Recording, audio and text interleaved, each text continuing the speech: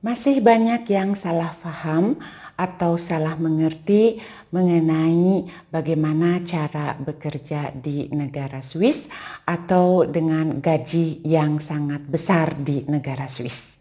Ingin tahu penjelasan saya selanjutnya? Ikuti videonya.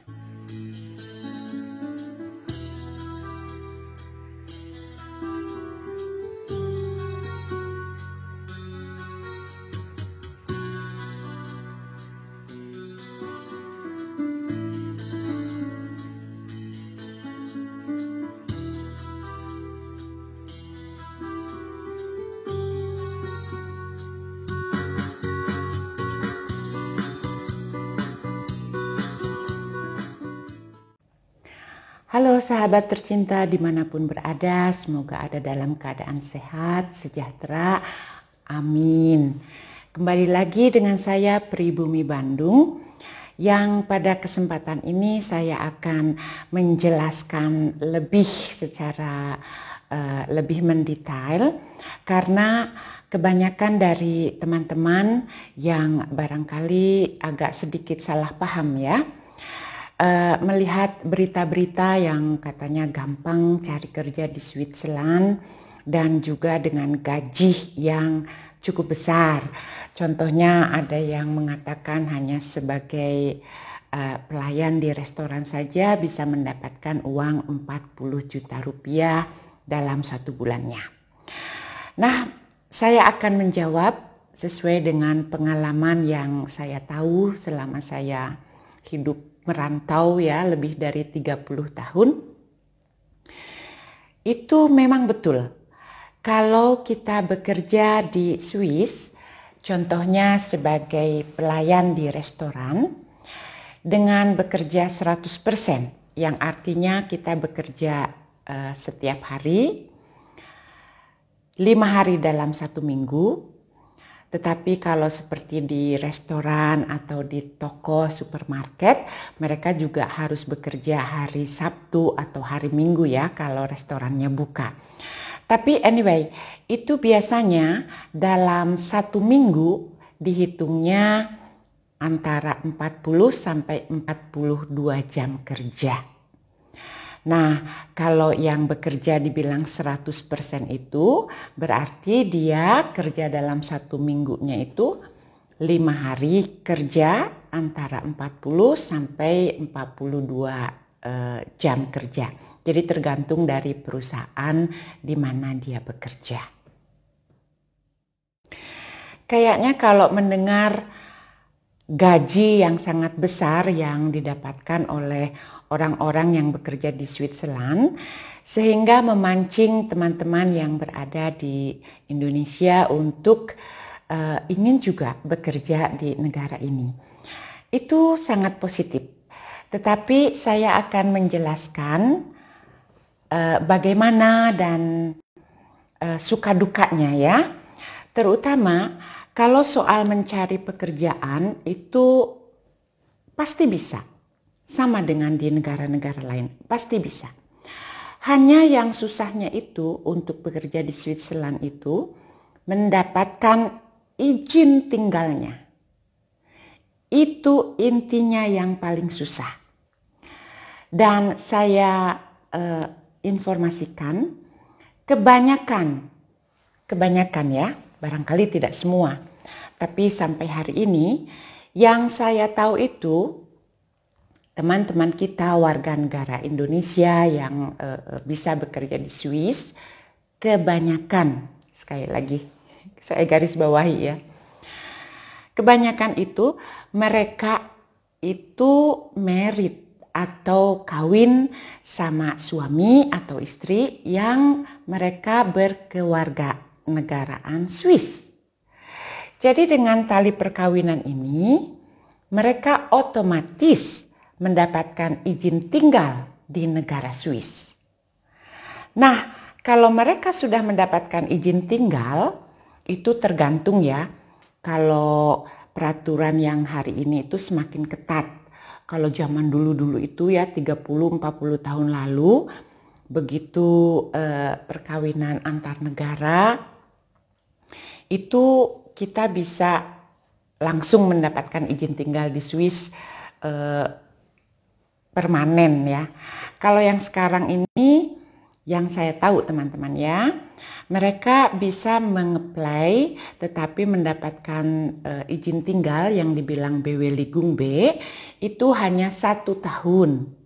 Dan nanti mereka itu setiap tahun harus melapor dan bisa diperpanjang izin tinggalnya. Ini selama 5 tahun ya mereka harus begitu kalau mereka mau tinggal di Swiss. Dan kembali lagi, kalau yang bekerja di Swiss kebanyakan itu karena perkawinan, jadi setelah mereka mendapatkan izin tinggalnya ini, barulah mereka bisa mencari pekerjaan. Dan tentunya sebelum mencari pekerjaan, kita harus bisa dulu bahasanya. Karena di Swiss itu kita tidak mempergunakan bahasa Inggris. Tergantung di part mananya ya, Swiss German bicaranya bahasa Jerman. Swiss Italy yang berdekatan dengan negara Italia, mereka berbahasa Itali. And yang berdekatan dengan perbatasan Prancis, mereka berbahasa Swiss French ya, atau bahasa Prancis ya. Ada satu lagi bahasa lainnya yang disebut Swiss Romance. Nah, di sini jadi otomatis karena sudah mendapatkan izin tinggal dengan tali perkawinan, sehingga kita atau mereka semua itu lebih mudah untuk mencari pekerjaan di negara Swiss. Sekarang bagaimana dengan teman-teman yang juga berminat untuk bekerja dan mencari pekerjaan di negara Swiss? Ini intinya teman-teman, itu tidak mudah. Kalau kalian tidak mendapatkan izin tinggal untuk negara ini, bagaimana kalian bisa mencari pekerjaan di sini? Jadi di sini saya tegaskan ya sekali lagi, jangan salah paham kalau ada teman-teman lain yang tinggal di Swiss ya dan bicara gampang sekali cari kerja di sini ini itu bisa jadi, cuman dia tidak membahas bagaimana dia bisa mencari pekerjaan itu karena syarat utamanya adalah izin tinggalnya yang paling susah. Terkecuali teman-teman, kalau ada perusahaan di Swiss yang meminta seseorang tenaga ahli dari luar negeri, entah dari Indonesia atau dari Jepang atau dari negara manapun, perusahaan itu menginginkan orang tersebut untuk datang bekerja di perusahaannya sehingga dia mensupport segalanya, itu lain lagi. Maka izin tinggalnya itu yang menguruskan adalah perusahaan tersebut dan itu lain ya. Tetapi kalau secara pribadi kita mau cari bekerja di Swiss, ya kendalanya itu adalah izin tinggal yang harus pertama kalian pikirkan dulu bagaimana mencari atau mendapatkan izin tinggal apalagi untuk bekerja di negara Swiss. Barusan kita bicara soal bagaimana mencari pekerjaan atau mendapatkan pekerjaan di negara ini ya. Dan sekarang saya akan kembali lagi mengenai gaji di negara Swiss. Itu yang saya tahu memang lebih tinggi ya di antara negara-negara Eropa, negara-negara tetangga seperti Italia, Perancis, Jerman, dan Austria, juga negara-negara lainnya. Swiss adalah salah satu negara yang memang penghasilan itu lebih tinggi dibanding negara-negara tersebut. Cuma teman-teman, harus diingat lagi ya, ini fakta. Contohnya seperti tadi, sebagai pekerja yang middle ya, yang tengah, sebagai teknisi atau sebagai pekerja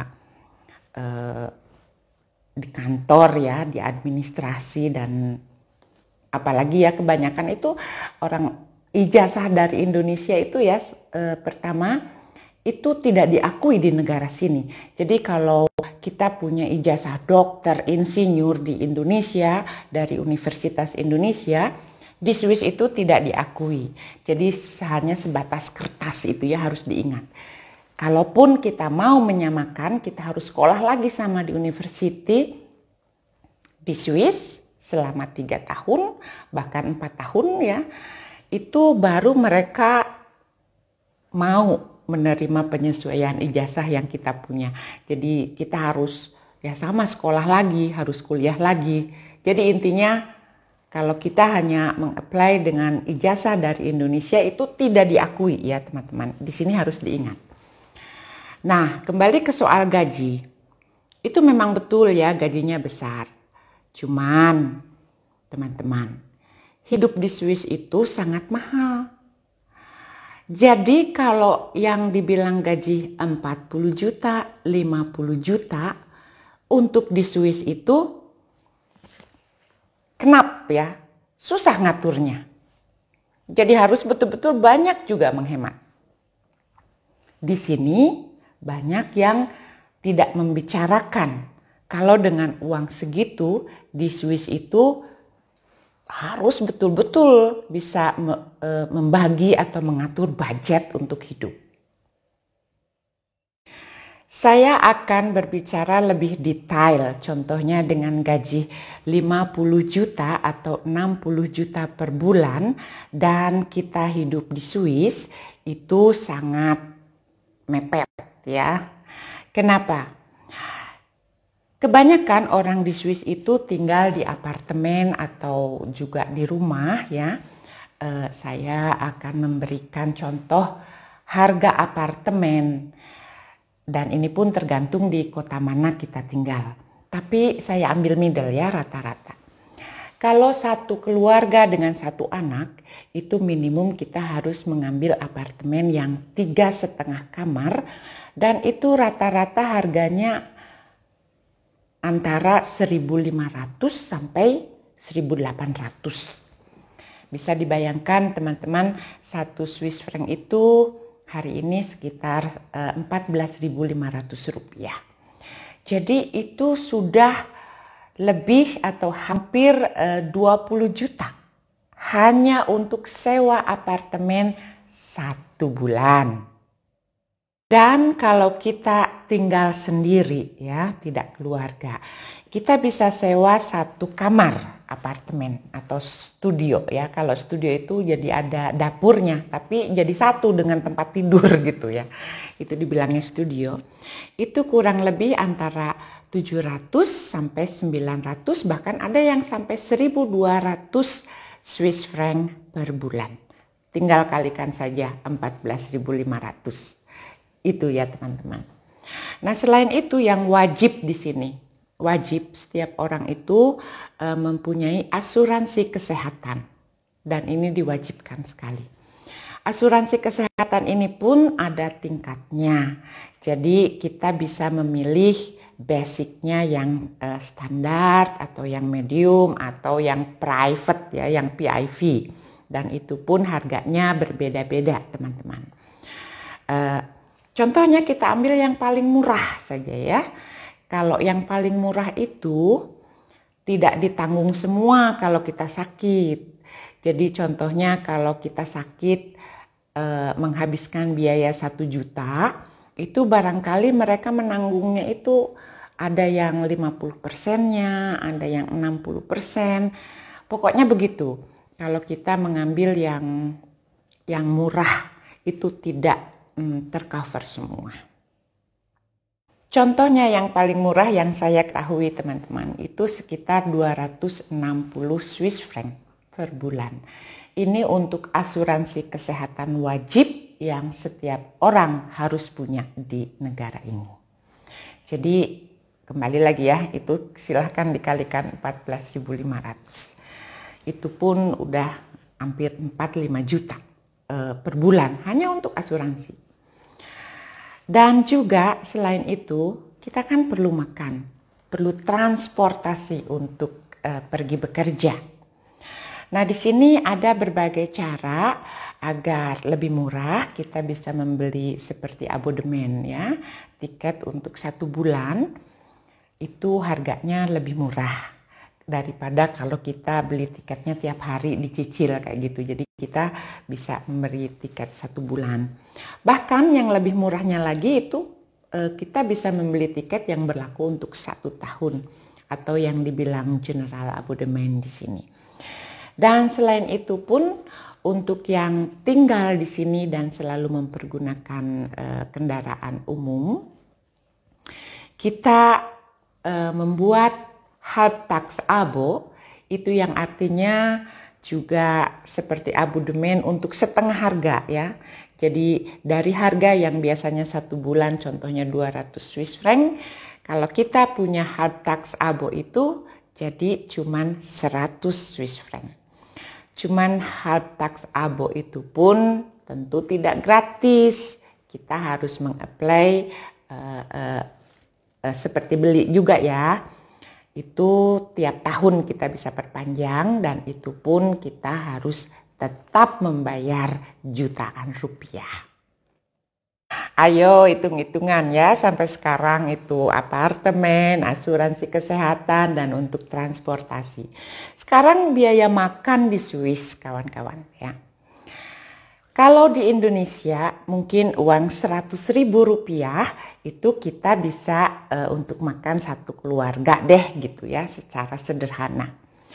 Kalau di Switzerland sesederhana apapun harganya itu lain, apalagi kalau kita beli makannya di luar. Kalaupun kita masak di rumah, saya memberikan contoh harga telur di Indonesia berapa dan harga telur di Swiss itu bisa 5-10 kali lipat dari harga di Indonesia. Itu hanya contoh satu saja. Dan makanan yang lainnya pun sama. Hampir semua lebih mahal dan memang itu lebih mahal ya. Jadi dengan pengeluaran yang harus kita sehari-hari pun itu sudah sangat banyak dibanding dengan di Indonesia tentunya. Dengan kata lain, gaji di Indonesia patokannya sangat jauh ya kalau dibanding nominalnya kawan-kawan dengan penghasilan di negara Swiss. Tetapi realitinya itu ya sama-sama aja. Uang di sini dengan gaji segitu karena semua mahal, ya kita pun kalau tidak pandai-pandai menghemat, uangnya habis. Nah, di Indonesia pun walaupun gaji sedikit, tetapi harga-harga itu jauh lebih murah. Jadi tetap ya di Indonesia makan, di Swiss pun makan. Dan penghasilan tersebut kalau sekali lagi ya tidak pandai-pandai mengatur budget itu sama. Di Swiss pun banyak yang tidak cukup. Jadi jangan berpikiran wah gajinya besar, dia banyak uangnya. Tidak teman-teman. Jadi gaji hanya 60 juta di Swiss untuk hidup di sini, untuk hidup di negara Swiss, itu nggak ada apa-apanya. Hanya ya bisa hidup, bisa makan, cuman sama sekali tidak ada apa-apanya. Itu hanya untuk pekerja ini ya. Kecuali kalau penghasilannya itu 200 juta per bulan, itu lain ya. Mereka kan kebutuhan hidup itu tidak pernah cukup. Kalau sudah punya mobil satu, mereka mungkin jadi 2. Rumahnya kecil jadi besar. Nah itu mungkin dari gaya hidup pun sudah berlainan. Hanya saya ambil yang standar di sini, bekerja biasa-biasa aja ya. Itu ya kehidupannya begitu teman-teman. Saya berharap dengan penjelasan yang mendetail dari saya ini akan lebih membuka cara berpikir teman-teman di mana mengartikan wah kerja di negara Swiss gajinya besar, enak, banyak uangnya, kaya, itu tidak sama sekali ya. Jadi mudah-mudahan informasi saya ini bermanfaat dan silahkan di subscribe kalau Anda menyukai video ini, juga like dan share ya. Semoga video ini bermanfaat. Saya mengucapkan terima kasih sekali lagi sudah bergabung dan sampai jumpa di video berikutnya. Goodbye.